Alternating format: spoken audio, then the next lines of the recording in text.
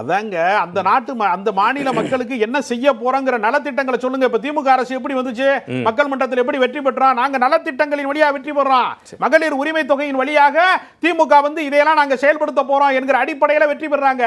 நான் முதல்வன் திட்டத்தின் மூலமாக வெற்றி பெறாங்க. அப்ப நலத்திட்டங்களின் வழியாக மக்களை அணுகுவதற்கு பதிலாக அவதூறுகளின் வழியாக, பொய்களின் வழியாக, கட்டுக்கதைகளின் வழியாக எப்பொழுதுமே இவங்க வந்து செய்வாங்க. இவங்க வந்து அயோத்தி ராமரை வந்து ஒரு தேசிய அளவுல ஒரு திருவிழா மாதிரி காமிச்சாங்க அந்த திறப்பு விழாவை. அப்புறம் அங்கு வந்து சுத்தி இருக்கக்கூடிய 5 நாடாளுமன்ற தொகுதியில தோற்ற உடனே பூரி ஜெகநாதர் மேல பக்தி வந்துச்சு.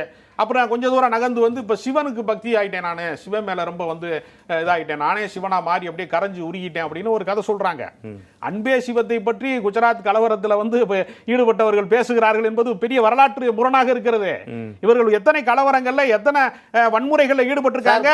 இந்த கடந்த கால வரலாறு குஜராத் கலவரம் அவர்கள் தொடர்ந்து பாஜக அரசு மீது வன்மம் கலந்த பேச்சு பேசுகின்றனர் சொல்றாங்க. உங்களுக்கு மட்டுமல்ல, இவரை போன்ற சில நபர்கள் வந்து முழுக்க ஒரு இந்தியாவுடைய கலாச்சாரத்தையும் பண்பாட்டு மட்டுமல்ல தொடர்ந்து பிரதமரை இழிவுபடுத்தக்கூடிய நிலையில் இருந்தால்